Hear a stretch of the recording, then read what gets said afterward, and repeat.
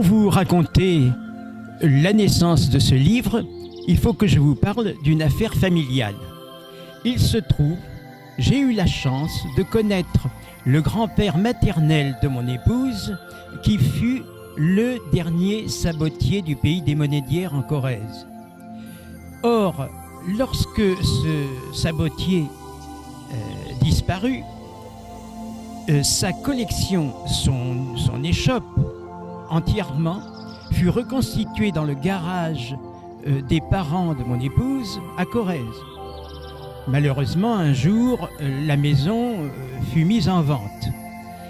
À partir de cet événement, j'en ai parlé lors d'une réunion littéraire à Chamberet, en Corrèze également, à un monsieur qui aujourd'hui est sénateur de ce département, Daniel Chassin, qui à l'époque était maire de la commune de Chamberet. Je lui ai raconté l'histoire de ce sabotier en lui disant que toute la collection, les outils, les machines, les sabots et toute l'histoire de cet artisan corrézien était en attente dans le garage d'une maison, et que cette maison étant destinée à être vendue, cette collection risquait de se retrouver dans une décharge contrôlée.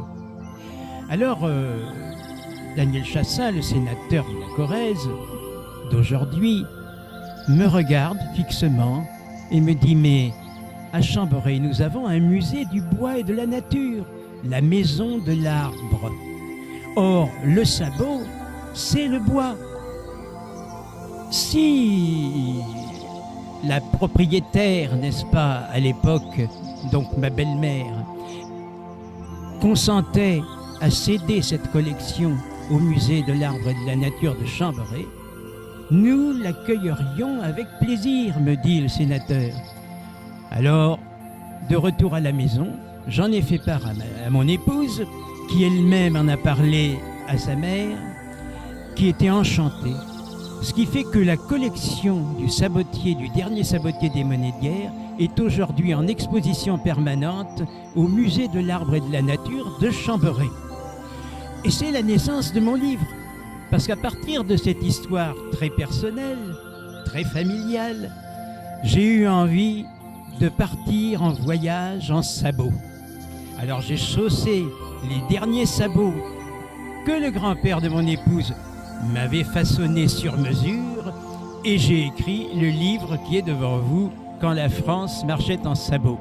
Alors évidemment, je parle des sabotiers, de tous les sabotiers de la Corrèze, du Limousin, mais je pars aussi à travers l'histoire, en remontant jusqu'à des périodes lointaines, comme le régiment du maréchal de Turenne, qui était parti pendant la guerre de Hollande, n'est-ce pas, avec un régiment corrézien, chaussé de bottes.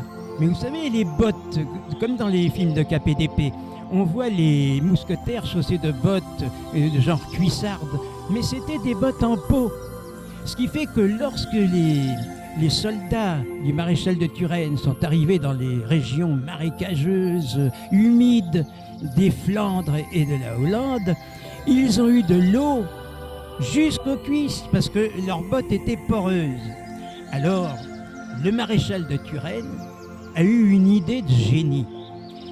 Il a envoyé un messager dans sa vicomté, ici en Corrèze bien sûr, pour mander des sabotiers corréziens de sa vicomté.